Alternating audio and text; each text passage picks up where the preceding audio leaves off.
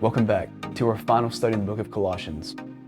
Today we're going to cover Paul's farewell address from chapter 4, verses 7 through 18. In this section, Paul's mostly going to be giving shout-outs to people who made this letter possible and to those who are there locally with them, as well as some final instructions for them.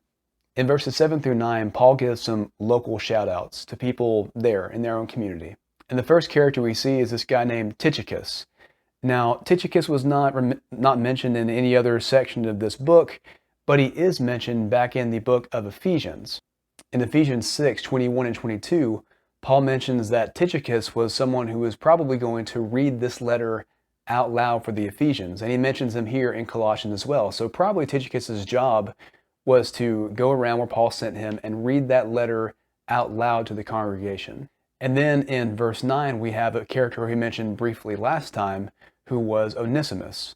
Onesimus was a slave to a Christian living in Colossae named Philemon. And Paul mentions again, very subtly, that Onesimus was helping Paul.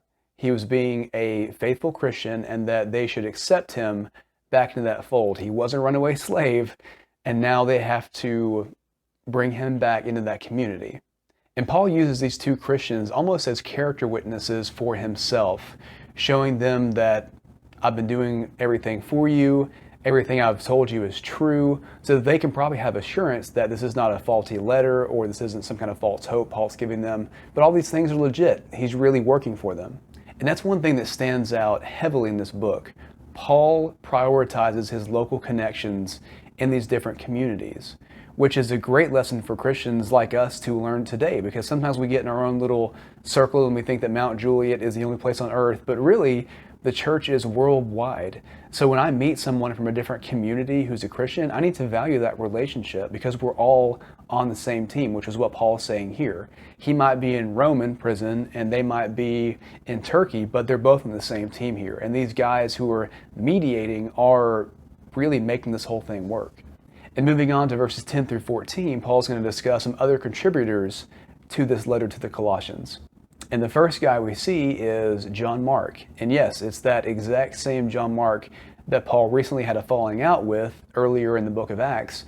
But now apparently they've made up. Apparently now they've gotten over their disagreement, and John Mark is directly instrumental in getting this letter written and sent to the Colossians. Secondly, in verse 12, we have the same guy, Epaphras. Now, Epaphras was mentioned earlier in the book of Colossians, and he's probably from Colossae. He probably helped start that church and also maybe the church in Laodicea as well. The Colossians would have known this guy. He was a faithful minister, as Paul writes about him in Colossians 1, and he again brings up Epaphras as someone who's made this letter possible. And another guy we would have probably known is in verse 14, which is Luke, the physician. And if you're wondering, yes, this is the same Luke who wrote the Gospel of Luke and the book of Acts.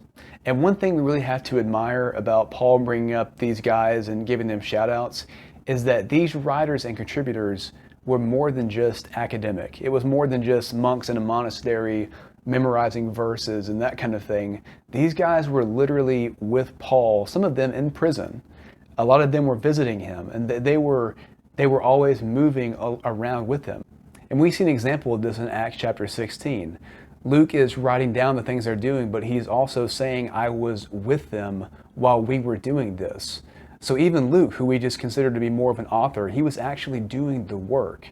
And that's a great example for Christians. There is a side of Christianity that's academic. We memorize scriptures and we figure out the truth and we try to convince our friends and family, that kind of thing.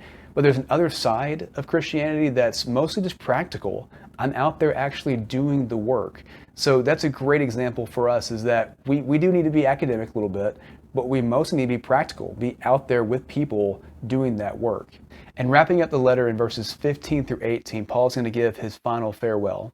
And in verses 15 and 16, he mentions the church in Laodicea that we've mentioned in earlier videos. And yes, this is the same church of Laodicea that we see in the book of Revelation. But this section gives us some interesting insight into how the letters worked back then and how churches communicated. We see that the church met in each other's homes. There was one prominent member probably of that community that the church gathered in. We know that when the letter got to them, it was read out loud in the presence of all the Christians. we know that probably there was some open conversation and discussion about the letter after it was written. And then we know that the letters were passed on from community to community. And that just goes to show us that church was much different back then. I mean, imagine having to meet in someone's house instead of a building, right? But that's how the church was flourishing back in its own community. And there are certainly lessons we can take away from that, how we need to be more of a family, how we need to be closer connected to each other, and frankly, how we need to have more open conversation about the things that we read and digest to better understand and apply them. And finally, in verse 18, Paul asks them to remember his chains. And it's probably not physically or literally, like remember the chains I'm actually wearing, but probably spiritually remember what I'm doing for you guys. Remember the example I'm setting forth for you. And that rings true in all of Paul's letters. Paul's always talking about how much he's suffering, and he probably had the scars to prove it. But that was supposed to encourage the Christians to continue living that kind of life. So just like Jesus, as he suffered and brought us new life, Paul is suffering for the gospel's sake as well. He's in prison, he's being brought before officials so that the gospel can spread, and that he's helping contribute to this new way of life. He's asking the Colossians to follow in those footsteps. As he says elsewhere, imitate me as I imitate Christ. And so Paul was always thinking and praying about these churches. And we need to follow suit. We need to be praying for Center Chapel, but also the church in our community, the church in Tennessee, the church in the United States, the church worldwide, because that's what Paul did. He was always thinking and praying about these other churches. And it's a great example for us that the church is more than just our little group. And that concludes our study on the book of Colossians. Thank you very much for sticking with us for these whole 8 weeks of study. If you have any questions or comments about what we talked about or read, please reach out to us. You can do so on Facebook, you could do so on YouTube, you could do so through email, you can write us a letter if you would like.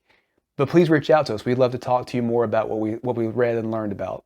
And our ultimate prayer is that this helped you grow closer to Christ and figure out who he is so we can better reach those around us for his sake. Thanks so much for being with us.